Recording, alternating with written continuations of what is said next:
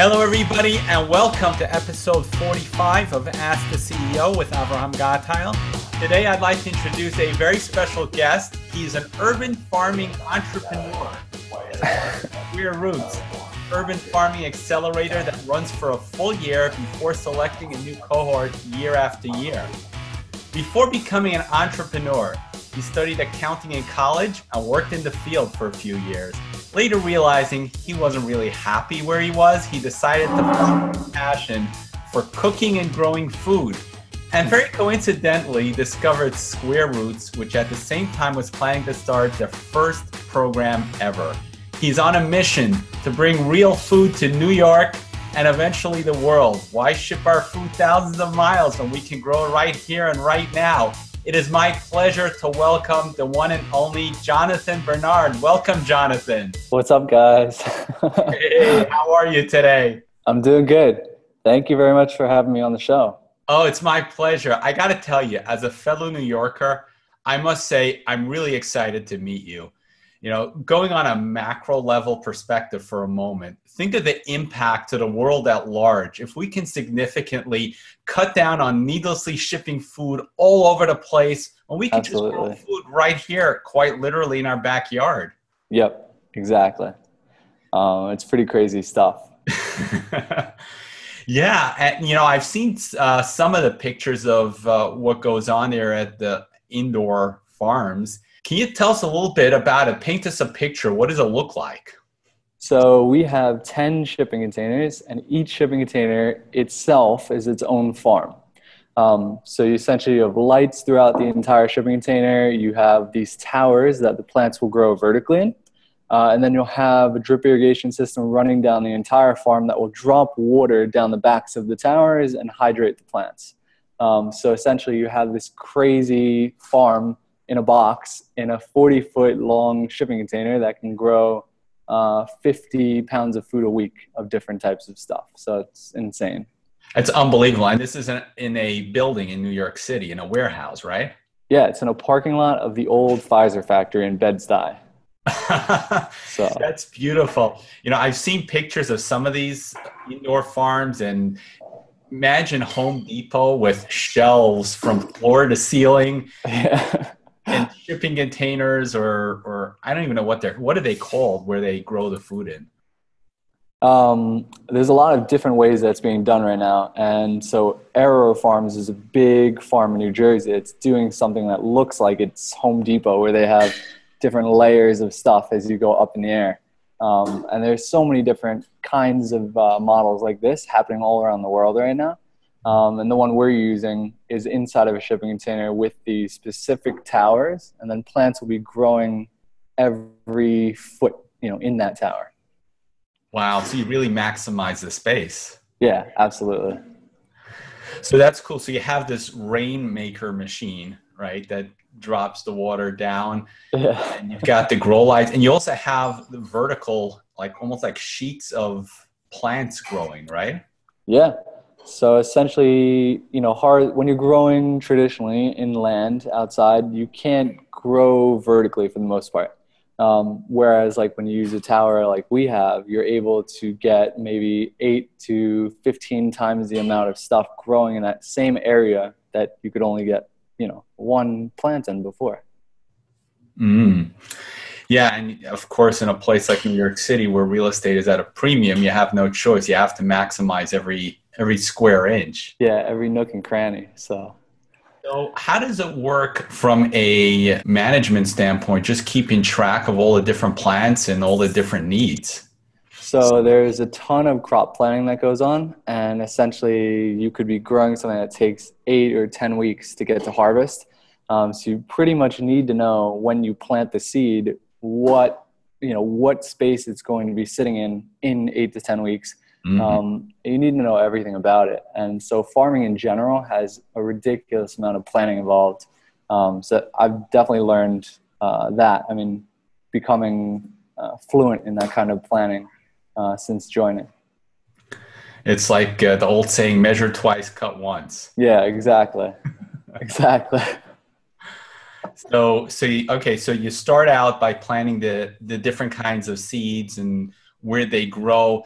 Now, different types of crops have different kinds of growing seasons or Yeah. times to maturation, right?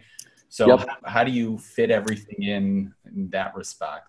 So essentially different plants are going to have way different growing conditions and climates.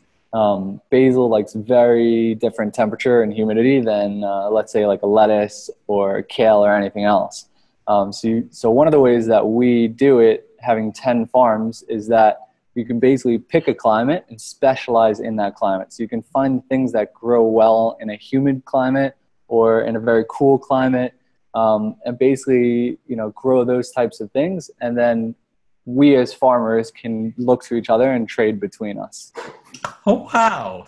That is so fascinating. Yeah, thank you. Yeah. So you have your different geographies in a box, basically. Yeah, essentially. So you can replicate any climate that exists in the world. You can have temperatures that are 90 degrees. Essentially, if you wanted to grow, let's say you went to Italy in the summer of 2008, and you really love the taste of a specific kind of basil, you can get the very seed that you had in Italy, and you could grow that in here using the same climate. So you could essentially get the same product that you had years ago or any time in history. Wow. And how do you manage the different climates in the same room? I assume that, you don't have a million different rooms in New York. No. So for the farm, it's a pretty consistent climate within, which is the biggest benefit that we have, is that it's a nice small space, but you can grow so much in it. So yeah, we can really maximize the yields within a very constant temperature and humidity and let's call it a zone. But if, let's say, I wanted to grow something that requires 90-degree sunny temperature and no humidity, and then right next to it, you've got something that has, cooler preference. So how do you do that if it's in one building in one area? If so, in the shipping containers, you pretty much want to stick to a particular climate. Although a lot of plants will survive, like lettuce can do warmer temperatures, like 85, but it can also, it really does well at 65 degrees Fahrenheit.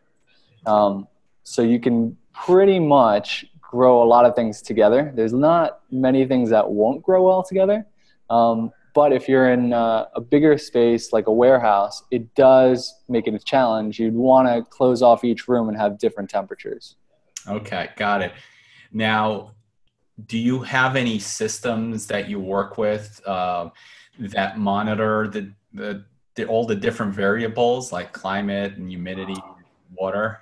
Yeah, so we have a system in the farm that actually connects right to the iPhone.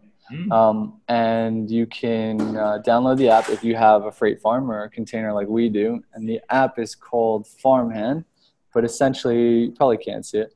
But you can, you have essentially a live camera all the time, so you can watch your plants. You have temperature controls. You can turn the lights on and off. You can adjust for humidity, carbon dioxide. You can change the pH of water. You can really control the entire climate of this box, and you can do it anywhere in the world. It's really cool. Hold it up to the camera again. Let's see if you can see. Yeah, it's showing up really nice. So that's your app, and I could actually see. Look at those cool neon lights right there. Yeah.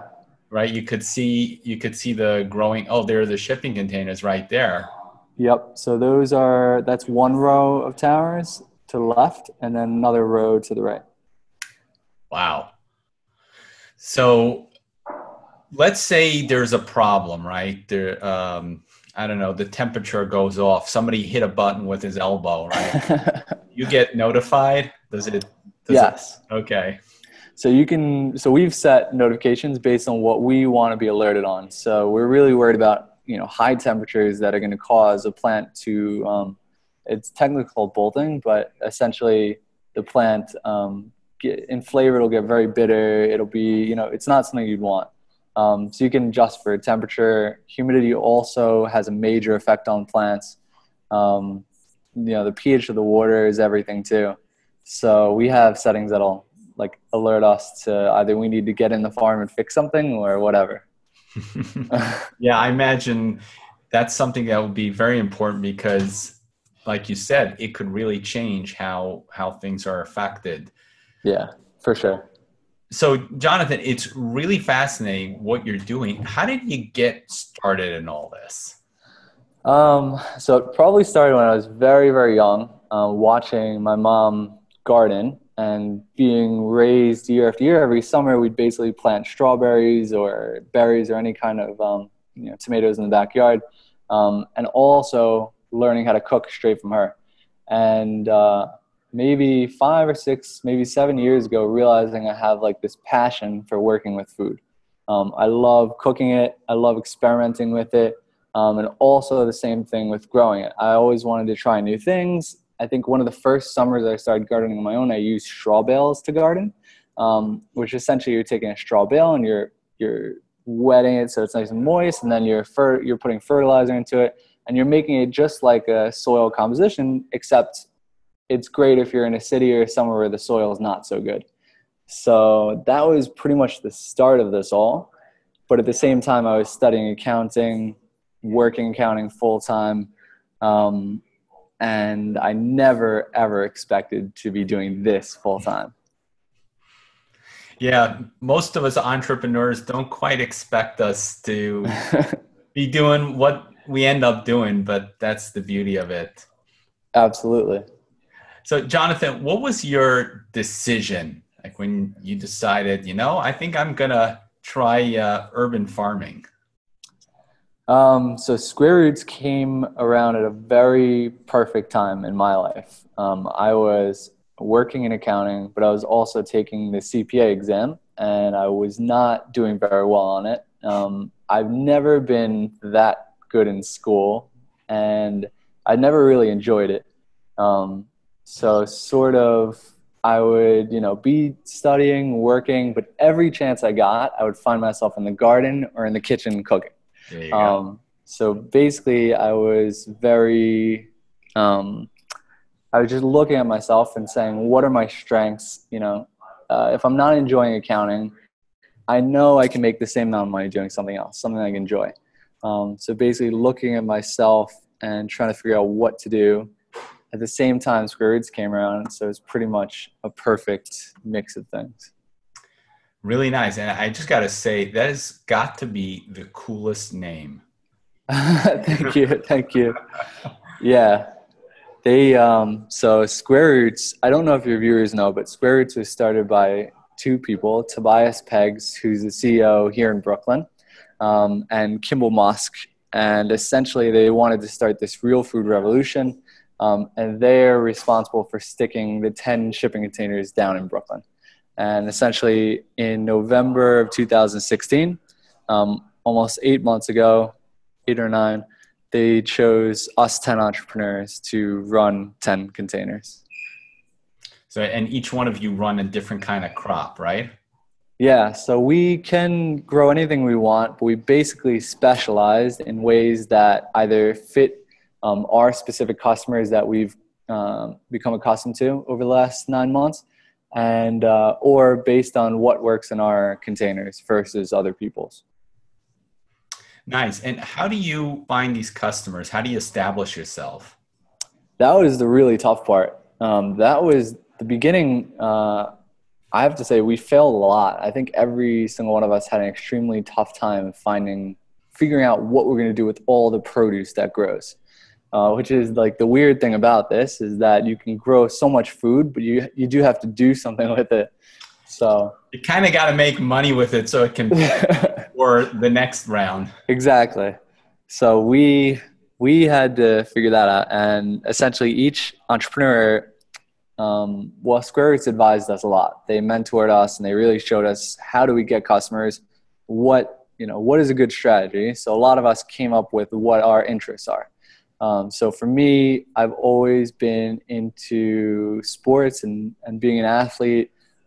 It's like that connection with food, growing up not so healthy, sports and becoming an athlete kind of got me out of that. I started cooking a lot more. So for me, it was like I looked at these nutrient-dense plants and I said, who's going to get the most benefit out of them? Probably the people that their performance depends on it. So that's pretty much how I found my customer. Beautiful. That's like the way Gary Vaynerchuk opens up his book, Crush It, Live Your Passion. And That's awesome. Fantastic. So, Jonathan, what keeps you motivated every day? That's a good question. I think being in an amazing program like this is, you can look at it a lot of different ways. You can look at it and say it's extremely challenging. We've never been done before, like how can I solve it? Or the way I look at it is that we had 12 months to basically do anything. We have access to all these connections and mentors and resources. So for me, that is like crazy. Like I look at that and say, there's literally nothing you can't do in this sort of environment. So I would say that definitely motivates me a lot. For sure. I can definitely see that. Thank you. So, as an entrepreneur who's gone through the cycle of failing and then learning how to do it the right way and building a business. So, the statistic that many businesses fail within the first year of business. Where do you think entrepreneurs go wrong?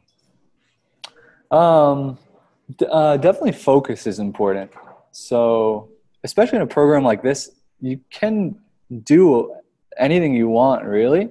But I learned early on that if I had didn't focus, nothing substantial is going to get done. And I think it's the substantial stuff that really pays the bills and keeps the whole entrepreneurial machine running. Yeah, I can definitely see that, because if you're spread out and doing 100 different things, you're not really putting all your energy in on that. Yeah, it would be impossible for one person. I mean, we're essentially growing our food, we're selling it, so we're making relationships all the time. We're also keeping track of all our sales. We're doing the social media and promotion of our company. Square Roots does give us a lot of resources, but it's essentially one person. So if you're not focusing, it's got to be 5 times harder than it should be. Mm-hmm. And you only have so many hours in the day. Definitely. Great. Now, Jonathan, if you could rewind the clock, let's say 12 months, would there be anything differently that you do? I would, if only I knew what I knew now. I don't think I could have made my situation any better, because I had a lot of problems in the farm with things growing. And we've come a ridiculously long way just in getting the plants to get from seed to harvest and not have all these complications. So, but I would say focus more. And if I could have figured out the growing conditions and the technology a lot sooner, that definitely would have helped. But yeah, focus. That's great. That's fantastic. So, this is really amazing what you're doing. Where do you think you'll be taking this, let's say, in 5 years from now? That's hard to say. There's a lot of different roads that are stemming from Square Roots now. Being an entrepreneur, going through this experience and loving it, I definitely have an interest in starting my own business. But I am also aware that I'm 24, almost 25 years old. I have so much to learn, so much to see. So I may, look for mentors, look for kind of learning new things at the same time. So I'm not absolutely certain, but I think that this industry, it will be massive. I mean, being able to feed people directly in the cities where we live, just finding out how you do it is the hard part. But once you can, it's incredible. Absolutely. And that is very wise words that you spoke, because you want to look for people that's doing what you're looking to be doing, and they're, a little further down the road, and they could mentor you. Sure. Absolutely. Fantastic. Yeah. Thank you. Fantastic. So, Jonathan, what do you like doing for fun? Assuming this is not it. This is a lot of fun. I mean, I love what I do every day, but ironically, I love being outside. So even though I'm in the shipping container most of the time farming, I love the outdoors, going for runs, doing sports, being active. But I mean, I love cooking as well. So there's like these two dimensions to it. Yeah, I mean, that's what I spend most of my time doing. Beautiful. So just shifting back to business for a minute, who would be an ideal client for you? What kind of customers are you looking for? So I would love to work with professional athletes, people who are looking to consume or looking to improve their performance, and basically their career depending on their performance, and being able to give them nutrient-dense leafy vegetables, basically a solution or a very natural way to live better, to perform better. And I would love to get into that world. Fantastic. So, one of the things I was thinking of when you were talking about doing networking, think of health coaches. Oh yeah. They would be a perfect connection for you because you guys are synergists. Yeah, definitely. I mean, health coaches, dietitians, anybody, doctors, anyone who can give me real feedback and studies and information on how this can really help people. I mean, I see it. I know that these are incredible vegetables, and the flavor is just out of this world. So being able to get like a backing behind it and a community that, has tasted it, they can vouch for it, would be incredible. And one thing I just want to say for all our listeners here, the thing you just said about the taste. So I've had the pleasure of growing my own vegetables as well. My little outdoor garden during the summertime. I got to tell you, if you haven't eaten freshly grown cucumbers and tomatoes and squash, you've never tasted them in your life, because what you get from the store, there's no comparison. Yeah, out of this world. Jonathan, we got so many questions from the audience because this is such a fascinating topic.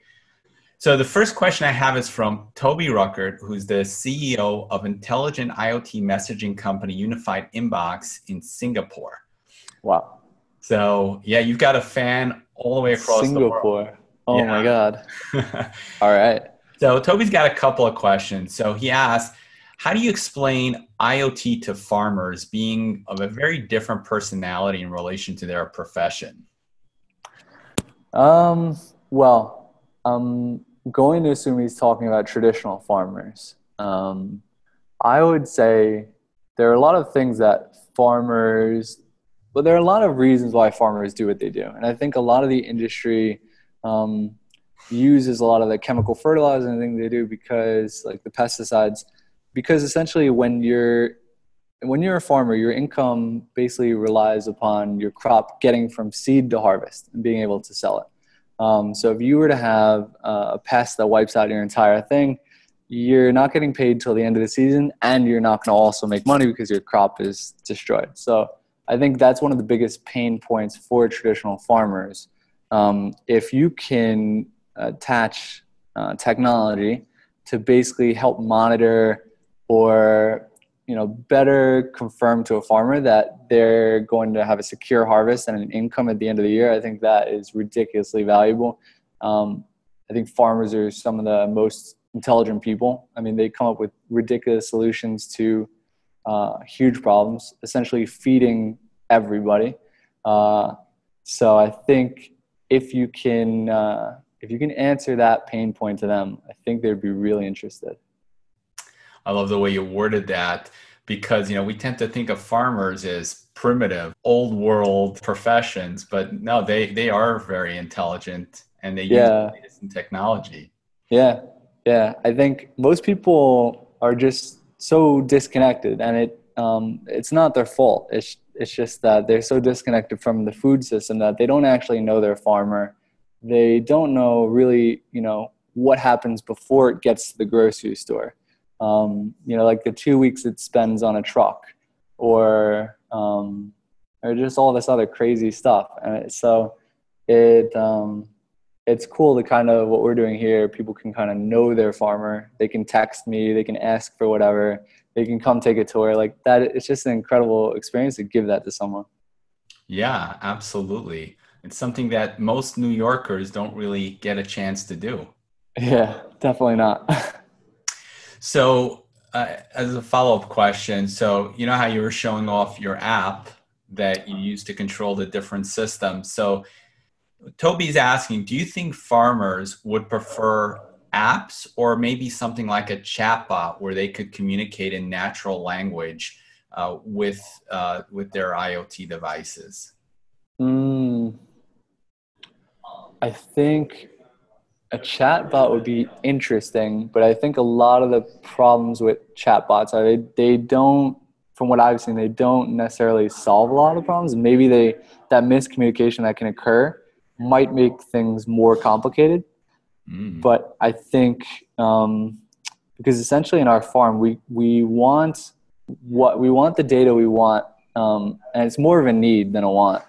So you really need to, if you're going to do it, I think it needs to be the right way first. agreed. Would you be able to think of any kinds of use cases where people could, let's say, um, use a chatbot to communicate with their crops or animals in natural language? I don't know. I'm familiar with the Amazon Alexa and using, you can program different skills into it and things. So I'd be interested, I actually put one into my farm. So I'd be interested to see how you can connect it through that, making some skills through that. I mean, if anybody has ideas out there, I would love to test some things they build.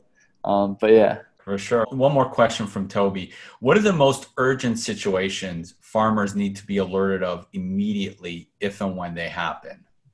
So us farmers here, there are a couple of things that are devastating to us. And that is if the temperature gets too high or too low, but usually too high because of the lights, you could destroy a crop pretty easily. And sometimes it's irreversible. So everything can wilt. And so that's one of the big things. A huge thing is pests. So we want to keep the bugs outside the containers, and we want everything to grow nicely inside, so we don't have to use chemicals or anything really. So it doesn't exist as far as I know, but if there was something that could monitor for pests and use maybe machine learning and AI or virtual reality, probably AI, that would be a lifesaver for us. Beautiful. Fantastic. And just one of my own questions, have you ever found anything limiting with your apps that you wish that it could do, but it just doesn't do?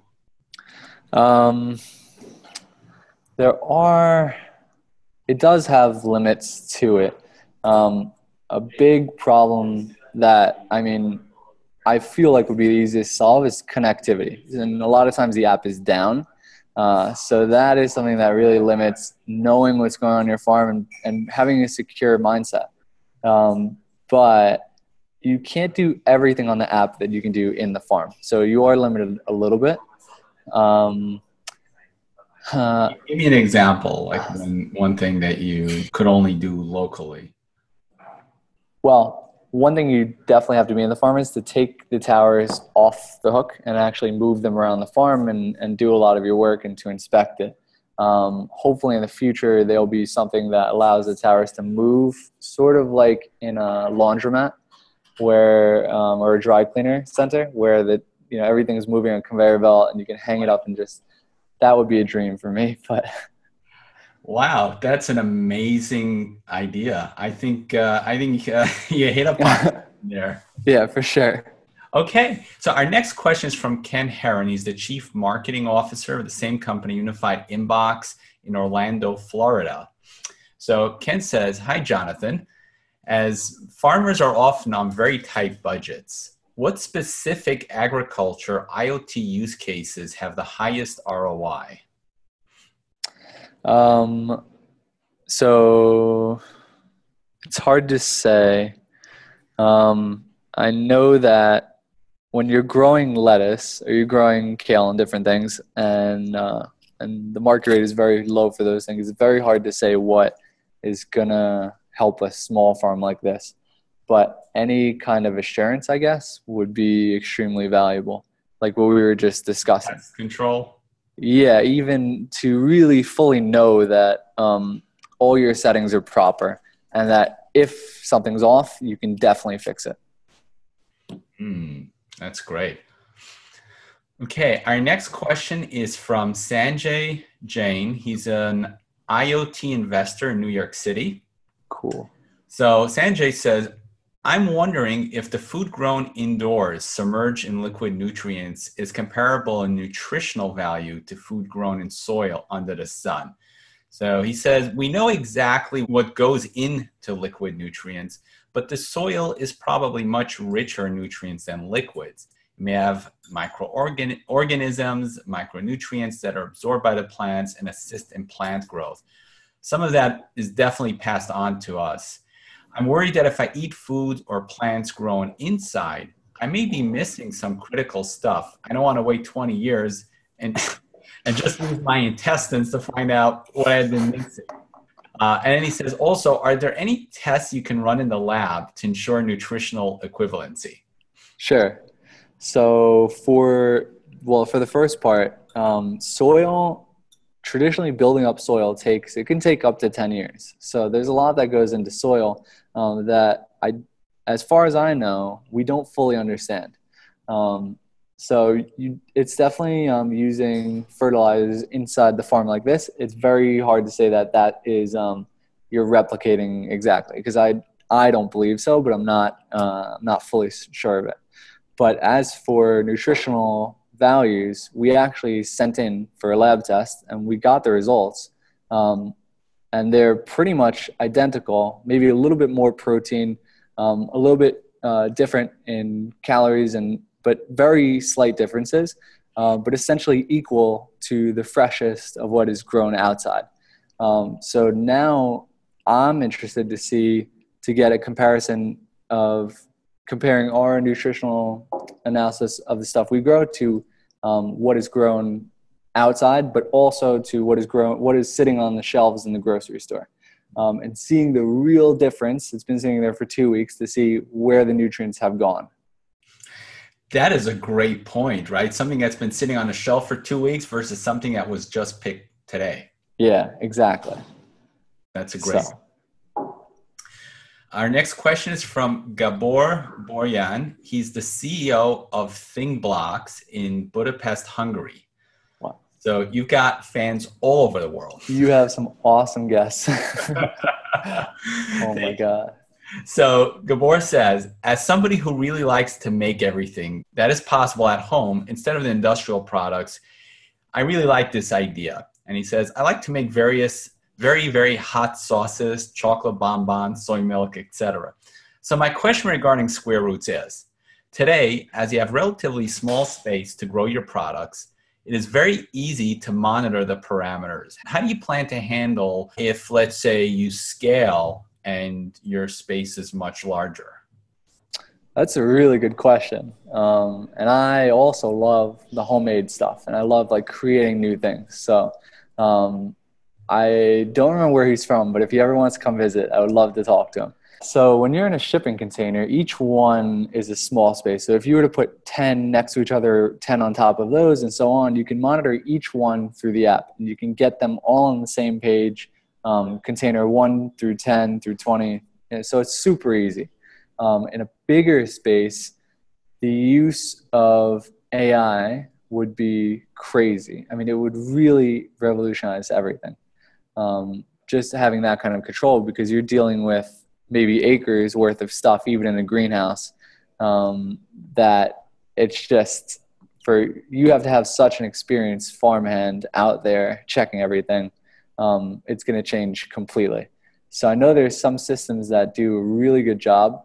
There is Gotham Greens here in Brooklyn on top of the Whole Foods, and they have a really large facility. So it's being done with greenhouses, with hydroponics. I would love to see what ways it can be improved and what people have ideas about. Yeah, for sure. And, I love the way you say that, because this is really, it's a learning experience. The industry is just developing with IoT technology. And, yeah, let's see where we go from there. Definitely. Some good questions. Yeah, for sure. Okay. So the next question is from Ronald Hiller. He's the CEO of BLX. It's an advanced agricultural automation company in Homedale, New Jersey. Okay. So Ronald has some comments and questions. He goes, off the top of my head, here are a few reasons for indoor agriculture. Number one, it's fun and a good learning experience for children. It's great for kids to learn where their food comes from. These types of farms or gardens don't need to be economical, sustainable. Transportation costs are minimized since food is grown close to the point of consumption. True. Freshness is enhanced because, again, food is grown close to the point of consumption. So now Ronald says, I have a hard time believing people that say indoor agriculture food is cheaper to grow. This is especially true when artificial lighting is used, since that accounts for significant costs. Also, real estate, etc., are orders of magnitude more expensive for an indoor farm. How is the particular indoor agriculture business different than a traditional greenhouse? Those have been growing cucumbers, tomatoes, a variety of other vegetables for a very long time. Greenhouses control the environment, but rely mostly on natural light. Many do supplement with artificial light, but greenhouses typically have only a small number of layers so that plants are exposed to natural light. So is indoor agriculture just a new term for greenhouse? So indoor agriculture can be a lot of different, it can look like a lot of different things. So you can have the LED lights, you can have fluorescent lights, but you could also have greenhouses. And as long as it's, there's different ways to get light in and get it to the plants. So it really varies. Even though we use LEDs here, I'm a big fan of natural light and being able to give the plants what they've been used to for thousands of years. The big benefit of growing indoors is you have a lot more control of the climate and the pests that come with it, as long as you control for that. But he is right. The cost of lighting does make it a lot more expensive to produce than traditional, where the sun is a free resource. But you are using, we estimate, about 90% less water than traditional farming. You're recycling it throughout the system. And by growing vertically, what you can't really do outside, unless you have the similar towers, you're able to get a lot more yield, which will bring down the price. So you essentially have a cost of maybe $1,000 a month in electricity. Depending on where you are through the country, it's probably less. And then how much you can produce will determine the price of the good. And I'm also thinking you cut down on shipping. Absolutely. You can take a bike directly to your customers. It's incredible. And something that you just said just gave me an idea as well. So imagine you put up a solar array on the roof of your building, and absolutely. Now you got the sun as a free resource again. Exactly. If you can do that, you cut the cost in half. So fantastic. One more question from Ronald. He'd just like to know some more detail on the crops that you're growing. It seems that salad greens and herbs do well since they're compact and relatively high value plants. Exactly. So a lot of the farmers here are just doing things based on their market, not necessarily compact or anything else, but you want things that are typically smaller plants that you can grow a lot of them. And then you can kind of dive into whether you want to do specialty. Here in New York City, there's so many markets, and we've essentially created a bunch of markets. So there's not really limits to what you can grow and then what you can push out into the world. I think there's so many cool things you can do. One example is I was growing broccoli greens for a long time, and customers love them. They never had them, and they would ask for them week after week. So I'm a strong believer in that there's no, when you're doing something cool and new like this, there's no set rules. You grow cucumbers? Oh, we tried. I know they work. They just take up so much room that it's not the most economical, but they're so cool if you can do it. Cucumbers are so much fun to grow because they just grow all over the place. And like Oh my we God. get sticks, like, we put sticks and then strings and watch them grow up Yeah. strings. And you got all these cucumbers from all over the place. It's ridiculous. Even in here, we were growing cucumbers, and they would take up 3 towers to the left, 3 towers to the right, and it was just it was a mess. But it was so cool to see. Okay, our next question is from Adam Wolf. He's the CEO of Arable Labs in Princeton, New Jersey. Are the hardest parts to learn and teach about agriculture technical, as in how to do it, cultural, how to relate to others about it, or economic, how to make a living at it? Depending on who you are, I think that will change, because economically speaking, I can understand economics and business like pretty well. So for me, that wasn't the problem. But even culturally speaking, translating it to customers and sort of learning how to build those relationships, I really enjoy that. I would say my thing was technical. It was learning these systems. It was really understanding at the simplest level what humidity will do to a crop, what the temperature will do, what these nutrient levels mean, and being fluent in that understanding. So I think it really varies depending on who you are and your background. Great answer. Our next question is from Gary Jean Lewis from Rockland County, New York. Gary says, would you ever go back to the accounting field? Why or why not? Oh, that's a good one. This is definitely, I would go back because of how tough entrepreneurship is. And when you're making your own, and we have so many resources here to help us. So I just like to be able to do a certain amount of jobs and get paid for that. Is incredible compared to when you're selling lettuce by the head. I mean, it's a different ball game. But I'm addicted to this. I think this is incredible. Being able to make your own future, your own choices. You can, work as hard as you want, but it's like how you're working and what actions you're taking, your focus that are going to determine at the end of the day what you go home with. So I love this. I don't know if I'd ever go back. Great. You're a true entrepreneur. So our next question is from Nush Khan, Key Account Manager with Unified Inbox in Singapore. So Nush asked, what do you think the biggest challenge is when it comes to the adoption of IoT in the smart agricultural industry? On the part of the farmer, if a farmer can really test out a product, I don't think he'd be against using it. But I think the incentive for a company to focus on how to protect or how to make lettuce a better crop, I don't think it's there as much as protecting marijuana or a lot of these more profitable crops, much more profitable. I think it's pretty much on the companies to the farmer rather than the other way around, not being interested. So those people that are developing agricultural related sensors would probably want to look out for marijuana growers. Yeah, for sure. I mean, and there'll be a lot of business in that field in the next 20, 30 years. So for sure. All right, next question from Nush is, what are your views on developing nations and their initiatives towards automation in farming?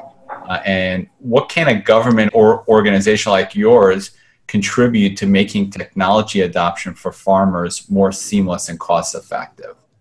I think, government subsidies are definitely a great benefit because traditional farms get a lot of subsidies. And it's actually how a lot of farms even survive because it's so difficult for farmers.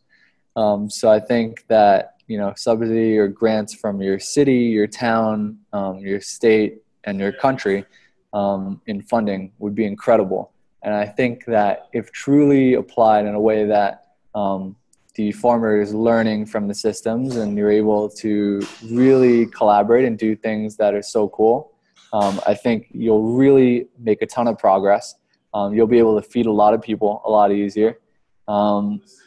And this is a great model of that. And even though this is not backed by government subsidies, although we did get loans from the USDA, essentially we have 10 farmers and we can all collaborate on all our findings all the time. And I think that if I had just gotten a container on my own, I know that I wouldn't have learned even a tenth of what I have now. Our next question is from Agnès Vassier from Risk IQ in London, England. So she says, that seems like a brilliant venture. My question is, how do you ensure continued growth without failing in the fad trend trap? And where does IoT come in? One good way is making it economically feasible and running a good business. So not competing on a commoditized scale with just regular or organic soil grown produce, but establishing there's a massive difference and building a customer base maybe in terms of these containers, maybe with one container rather than someone going and buying 2, 4, 8, or however many containers. I think really scaling up as you get that demand is valuable. And then we've been able to test the waters here and make sure that there really is a demand for this. It's not just a trend. It's something that people truly want. That knowing your farmer relationship, I think, is valuable. Yeah, I think really testing the waters before you jump too much into it, I think, is a really safe and smart decision. Our next question is from Carl Hornet. He's a QA tester with Spotify in New York City.